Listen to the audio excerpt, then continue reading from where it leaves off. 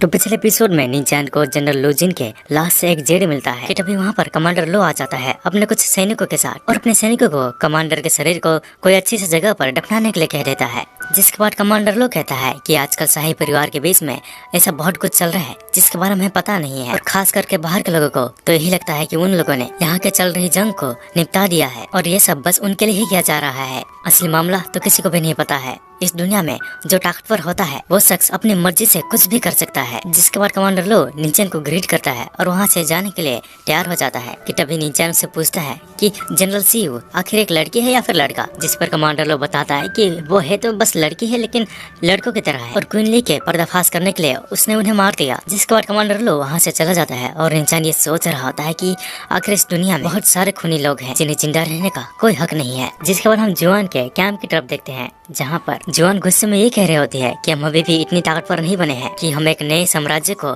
खड़ा कर सके। जिस पर कमांडर लीमिंग कहता है कि बड़ी बहन तो क्या आपके पास ऐसा कोई रास्ता है जिसे हम जल्द से जल्द और भी ज्यादा पावरफुल हो जाए। और फिर जिसके बाद क्यूयान भी कहता है कि मैं अपनी बड़ी बहन के सिवाय और किसी के भी आगे नहीं झुकूंगा। जिसके बाद जुआन अपने पास से कुछ क्रिस्टल्स निकालती है कि इसकी मदद से तुम लोग बहुत ही जल्द और भी ज्यादा स्ट्रॉन्ग बन सकते हो और इसे कैसे करना है इसमें मैं तुम्हारी मदद करूंगी। इसकी मदद से तुम लोग हेमड्रेलियम के लगभग 6th लेवल पर पहुंच सकते हो लेकिन इसे सिर्फ एक ही बार इस्तेमाल किया जा सकता है और इसे जो कोई भी इस्तेमाल करता है उसके लिए लगभग 2 घंटे के लिए बहुत ही दर्दनाक समय होता है और इसमें तुम्हारी लाइफ का खतरा भी है। अगर तुम इसे पार कर लेते हो तो तुम बहुत ही ज्यादा स्ट्रॉन्ग बन सकते हो और अगर तुम लोगों ने ऐसा कर दिया तो मैं तुम्हें मिलिट्री आर्मी के स्किल्स लाइब्रेरी में ले जाऊंगी। और ये सुनकर लीमिंग खुश हो जाता है और कहता है कि हम अपनी पसंद से कोई भी स्किल सीख सकते हैं। बड़ी बहन आपका इसके लिए बहुत बहुत शुक्रिया। जिसका जोन एक साइड पर आ जाती है और कहती है कि प्रिंसेस हमारे बीच का संघर्ष अभी खत्म नहीं हुआ है। जिसके बाद हम निंजान को देखते हैं जिसे अपने अंदर कुछ अलग महसूस हो रहा होता है और कहता है मेरी ताकत वाकई में बहुत तेजी से बढ़ी है और इसकी मदद से मैं बाकियों को प्रोटेक्ट करूंगा और ये मेरी जिम्मेदारी है। उस पहाड़ी में काले ड्रैगन के जब बीच फाइट हो रही थी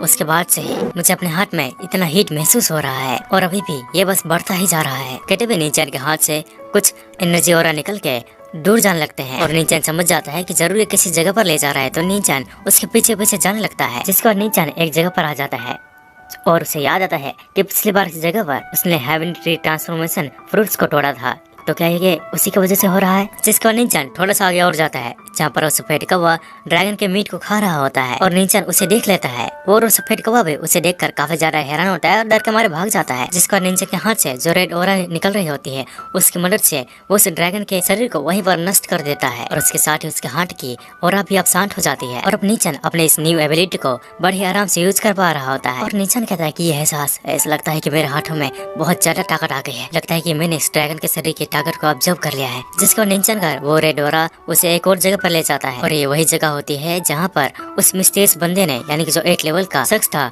लूजिन को मारा था और इसमें जनरल लूजिन बहुत बुरी तरह हारे थे और साथ ही उनकी स्वॉर्ड भी उस शख्स ने ले ली थी। वाकई में उस शख्स काफी ज्यादा पावरफुल था। जिसके बाद निंजान की नजर एक बार फिर से सफेद कौवे पे जाती है और उसे वहाँ पर देखो काफी ज्यादा हैरान होता है और कहता है कि ये कौवा दिन ब दिन और भी ज्यादा चालाक होता ही जा रहा है। और निंजान ने कह रहा होता है कि उस शख्स ने वाकई में ड्रैगन की बहुत बुरी हालत की है। जिसके बाद निंजान उस ड्रैगन के बॉडी के और भी ज्यादा बॉडी पार्ट्स को ढूंढने लगता है और उसकी एनर्जी भी ले लेता है। जिसके बाद वो तुरंत ही राख में बदल जाती है। निंजान को बहुत ज्यादा पावर महसूस हो रही होती है और इसलिए जब उसे वो ट्राई करता है तो उसे पता चलता है कि अब वो और भी ज्यादा बेहतर हो गया है और अब निंजान ली कुंची की तरह दूर से ही अपने ओपोनेंट्स पर अटैक कर सकता है। और निंजान अपनी एबिलिटी से और भी ज्यादा खुश होता है और कहता है कि इससे तो क्यूयन और लीमिंग अगर मुझ पर तो मैं उन्हें बड़े ही आसानी से हरा सकता हूँ। जिसके बाद निंजान सोचता है कि उस ड्रैगन के और भी ज्यादा बॉडी पार्ट्स होंगे तो जो सफेद कौवा है वो उन्हें भी खाने के लिए जरूर आएगा और मेरे ख्याल से अब उसे मुझे मारने का एक बहुत अच्छा मौका मिलेगा। जिसके बाद निंजान छुप जाता है और उसके आने का इंतजार करने लगता है लेकिन वो यहाँ पर नहीं आता है और निंजान समझ जाता है कि सफेद कौवा को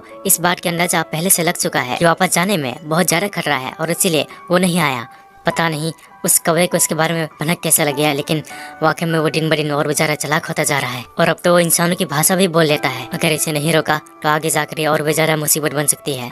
कि तभी निंजान की नजर ऊपर पहाड़ की चोटी में जाती है जहाँ पर एक लाइट दिखाई दे रही होती है और निंजान कुछ में से बहुत ही ज्यादा स्ट्रॉन्ग और महसूस हो रहा होता है और इसलिए वो देखने के लिए चला जाता है। और ये माउंटेन की चोटी बिल्कुल उसी तरह लग रही होती है जहाँ पर पिछली बार निंजान ने इसी तरह एक गुफा को तोड़ा था। जिसके बाद निंजान वहाँ पर जांच करने लगता है तो उसे पता चलता है कि अंदर तो एक खाली जगह है और अब इसीलिए निंजान अपनी पूरी ताकत का इस्तेमाल करते हुए एक जोरदार पंच वहाँ पर मारता है, लेकिन उससे उस पत्थर को कुछ भी नहीं होता है। जिसके बाद नीचैन वहीं पर बैठ के कल्टीवेट करना स्टार्ट कर देता है और कल्टीवेट करते करते कुछ समय बाद नीचैन अपने लेवल को ब्रेक कर लेता है और वो हेवनली रियल्म के लगभग 6th लेवल पर पहुंच जाता है। जिसके बाद नीचैन एक बार फिर से अपनी पूरा जोर लगाकर उस पत्थर पर मारता है, जिसके कारण वो पत्थर थोड़ा सा खिसक जाती है। और अब नीचैन और भी ज्यादा एक्साइटेड हो जाता है, क्योंकि पिछली बार ऐसी पत्थर से नीचैन को एक नई स्किल्स मिली थी। तो नीचैन इस बार भी वहीं पर बैठकर एक बार फिर से मेडिटेट करना स्टार्ट कर देता है और ध्यान लगाना शुरू कर देता है। और इस दौरान कई सारे पत्थर आकर नीचैन को ढक लेते हैं।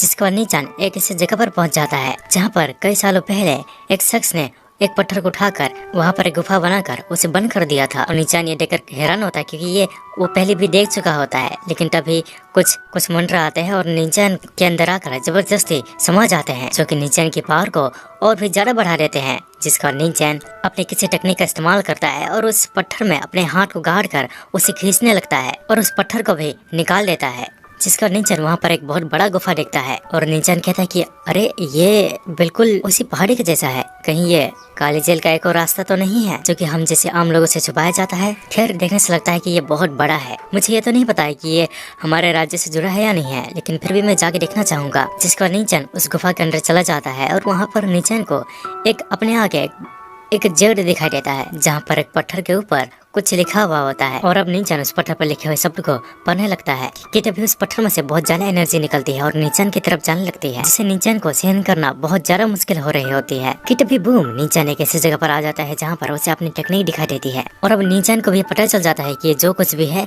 उसके 9 लोटस सोर्ड टेक्निक से संबंधित है। नीचैन को 9 लोटस सोर्ड टेक्निक बिली हाउस में मिली थी, जहाँ पर एक पॉड रखा हुआ था और बिली हाउस के उस पॉड की तरह ये जेड भी है। और इसीलिए नीचैन आप वहीं पर बैठकर कल्टीवेट करना स्टार्ट कर देता है। और जैसा कि नीचैन ने सोचा था, कुछ देर प्रैक्टिस करने से ही नीचैन की ताकत और इस टेक्निक में लगभग 3 से 4 गुना इजाफा हुआ होता है। कि तभी नीचैन को अपने आगे एक शख्स दिखाई देता है और वो शख्स किसी टेक्निक का इस्तेमाल कर रहा होता है। और नीचैन ये देखकर समझ जाता है कि ये शख्स जरूर 9 लोटस सोर्ड टेक्निक का इस्तेमाल कर रहा है। और इस जगह पर इस जेड को उसी शख्स ने बनाकर रखा हुआ होता है। भले इस जेड में 8 वर्ड्स का लिखा हुआ है, लेकिन उसके बावजूद भी ये काफी ज्यादा कमाल का है। जिसके बाद सुबह हो जाती है कि तभी नीचैन के सामने से एक पिटली उड़ते हुए जाती है।